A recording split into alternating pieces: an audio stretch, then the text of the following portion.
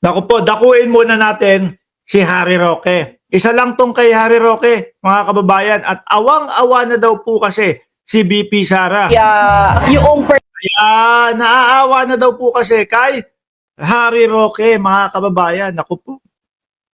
Kay Roque, imbis na maawa ka, no? Dahil siyempre ho, bilang padre de pamilya, mga kababayan, bilang asawa po, no, ayoko naman mangyari yan sa partner ko, yung nangyayari kay Harry Roque. Ayoko naman mangyari yan sa mga kaanak ko o mahal ko sa buhay, yung nangyayari kay Harry Roque. Di ba? Bilang anak, ayoko naman pong mangyari sa magulang ko yan kay Harry Roque. Kaya lang ho mga bossing, mas mabubwisit ka pa kay Harry Roque kaysa kaawaan eh. No? Mas mabubwisit ka pa kay Harry Roque kaysa kaawaan. Yung mga pagsisinungaling ni Roque na ang gusto niyang ipamukha sa sambayan ng Pilipino, na yung ano daw po, na yung dahilan kung bakit daw po siya lumabas ng Pilipinas ay dahil daw po sa panggigipit ng gobyerno ng Pilipinas sa kanya. Dahil daw po siya ang naglabas nung video ni Pangulong Bongbong Marcos daw yun, sabi nila. Sila na lang naniniwala dyan. Si Roque na nga lang ho yata ang naniniwala dyan eh. Bakit to mga kababayan? Kasi yan na lang ho ang pwede niyang kapitan para pagmukain na ang gobyerno ng Pilipinas natin ay ginigipit siya. Pero ang katotohanan ho, bakit po nagtatago si Roque? Hindi niya maipaliwanag yung kaperahan niya. No? Na napakalaki po ng biglang itinaas, lalo na doon sa panunungkulan, no? Ni dating Pangulong Duterte at naging House Speaker siya. Tapos ang sinasabi baka galing sa Pogo yan. Ngayon, ang sabi ni Roque, hindi po, may mga dokumento ako dito. Meron po akong mga kumpletong ebidensya na hindi po ito galing sa Pogo. Di po ba? Na hindi po ito galing sa Pogo. Ngayon, nung hinahanap na po yung dokumento na ipinagyabang niya, wala na, hindi na nagpakita si Roque, mga bossing. Hindi na ho nagpakita si Roque. Ngayon, ito sabi ni Vice Presidente, naaawa ako kay Roque, pero confident ako dahil sobrang galing niya. Madam, hindi ko pa pineplay yung video. Pero bubutatain na kita dyan sa sinasabi mong sobrang galing ni Roque. Kung sobrang galing niya, hindi siya nahaharap dyan. No? Kung sobrang galing niya, hindi siya magtatago. Ipapakita niya yung sinasabi niyang ebidensya niya o susuporta doon sa kanyang claim na yung kaperahan niya ay galing sa pinagbentahan ng mga ari-arian. Di ba, Ma'am Trixie Villa at Mario Rapsing? Tuloy. naawa ako kay Attorney Harry Roque dahil sa totoo lang, pakiramdam ko Ano ba pakiramdam mo, BP?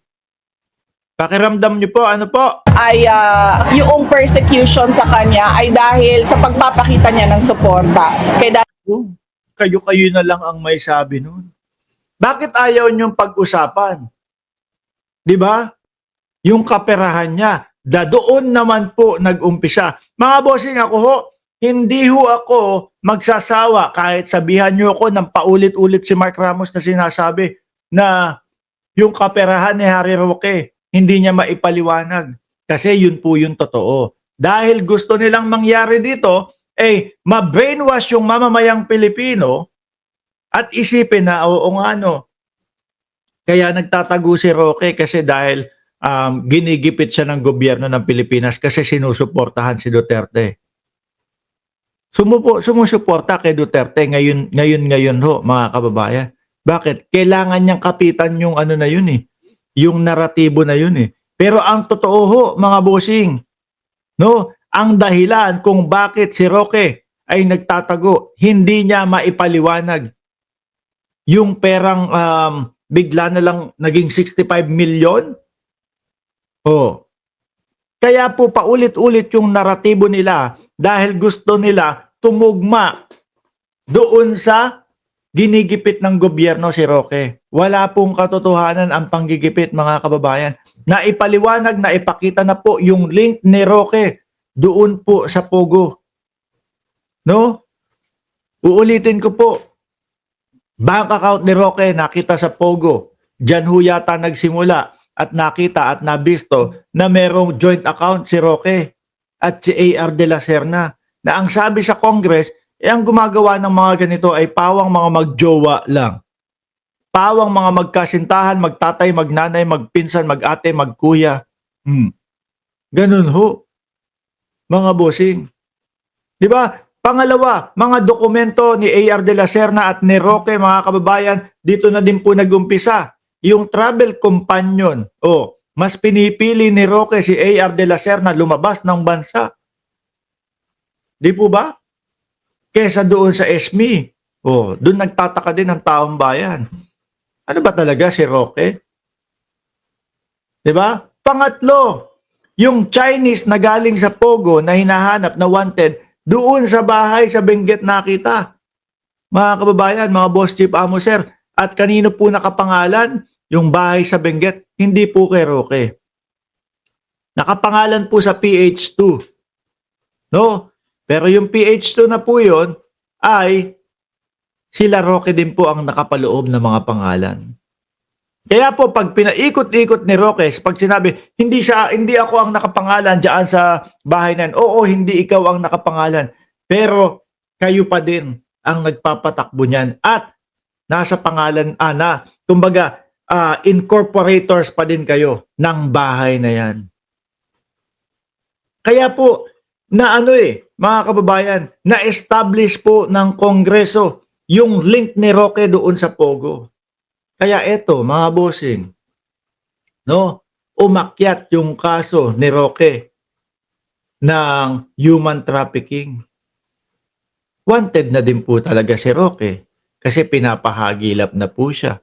Hindi lang po siya makuha doon sa Netherlands dahil nga po naka-apply ang asylum ni Roque. At yan na lang po ang ipinagyayabang ni Roque, mga kababayan. Pero kapag kaya nahusgahan na sinabi, hindi namin pinapayagan yung asylum ni Roque kasi nga ito, ipinresenta namin ang ebidensya, ipinresenta na sa amin ang ebidensya ng mamamayang Pilipino, ng gobyerno ng Pilipinas, na kumpletos rekados, na binibigyan ng due process at pinagpapaliwanag si Roque, kaso tumakbo. Iyakan ho yung mga yan, mga bossing. Malamang po, hagulgul si Roque nito. Kaya yung sinasabi ko, na imbis na kaawaan si Roque, hindi ho eh.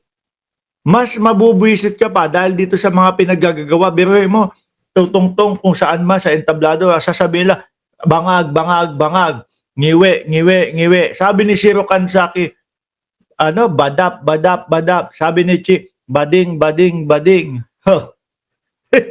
Di ba? Lalo kang mabubwisit doon sa pagmamayabang nila. Dapat ang ginagawa ay hinaharap na to. Total, hawak niya naman, sinasabi niya na meron siyang papeles at dokumento na susuporta doon sa kanyang sinasabi na yung pera niya ay galing doon sa pinagbentahan ng kanilang mga lupa at lote. Sabi ni Ma'am Trek Sibilia, uwi. Natawa na lang si Rebiton. Tuloy. Ating Pangulong Rodrigo Duterte and syempre sa tanggapan ng pangalawang Pangulo, no? Ma'am, hindi mo kayang sabihin na si Roque ay merong hindi maipaliwanag na kaperahan kaya nagtatago? Hindi ho kami naniniwala diyan sa sinasabi mo, paumanhin po, no? Hindi ho kami naniniwala diyan sa sinasabi mo na kaya ginigipit si Roque dahil ipinagtatanggol ang pangalawang Pangulo at dahil sa suporta. Unggoy na lang ho ang maniniwala diyan. Di po ba? Huwag niyo namang gawing mangmang ang mga Pilipino. No? Marunong din kaming mag-isip. Marunong din kaming kumilatis kung ano ang katotohanan at marunong kaming mag-imbestiga at marunong kaming alamin kung ano talaga ang katotohanan. Di ba? Huwag niyo pong gawing mangmang ang mamamayang Pilipino. At ang confident naman ako na sobrang galing na abogado ni Attorney Harry Roque. pero hindi maipaliwanag at hindi maidepensa ang kanyang sarili. 'Di ba? Alam nyo, ni isang beses hindi lumalabas sa bibig ni Roque yung iniimbestigahan sa kanya ng Kongreso. Kasi bakit? Laglag siya doon eh. Laglag ang tuka ni Roque doon. Kaya ang lagi niyang pinupuntahan at laging inililid yung mga naniniwala sa kanya doon sa dahil sumusuporta ako kay dating Pangulong Duterte, ito ang ginagawa nila sa akin. Biruin nyo, yung mga vloggers, di ba? Yung mga umiyak doon sa Congress, yung mga umamin, opo, fake news po ako. Opo, tanga po ako. May nangyari, nakalaya naman din, di ba? O mga kritiko yun ni Pangulong Bongbong Marcos. Mga supporter din ni dating Pangulong Duterte yun. Bakit nakakalaya sila ng maayos? Bakit nakakapaglakad pa din sila sa Pilipinas? Diba? Kasi wala silang kasong kagaya nung kay Roque. Hindi sila nalink doon sa Pogo. Yung kay Roque, yung pagkakalink sa Pogo, yun ang iniimbestigahan at yung pera nga na hindi maipaliwanag, yun ang katotohanan, Vice Presidente. No? Sabihin nyo sa tao yun, ayaw nyo? Gusto nyong kalimutan ng taong bayan yun, di ba? Na kaya sagutin kung ano man yung mga akusasyon, paratang or kahit Diyos ko po, kaya pala tumakas si Roque. Kayang sagutin. Kaya pala pilit ninyong pinapatay yung usapin tungkol doon sa hindi maipaliwanag na kaperahan ni Roque. At pilit nyong itinatanim sa utak ng taong bayan na kaya ginigipit si Roque dahil sa pagsuporta kay dating Pangulong Duterte. Diyos ko, ang dami sumusuporta kay Duterte na nakakalaya. Di ba? Yung mga inimbita sa Kongreso, malaya, madam. ano man yung persecution na gagawin sa kanya. Talagang dyan na lang ho sila umiikot, no? Mga bossing.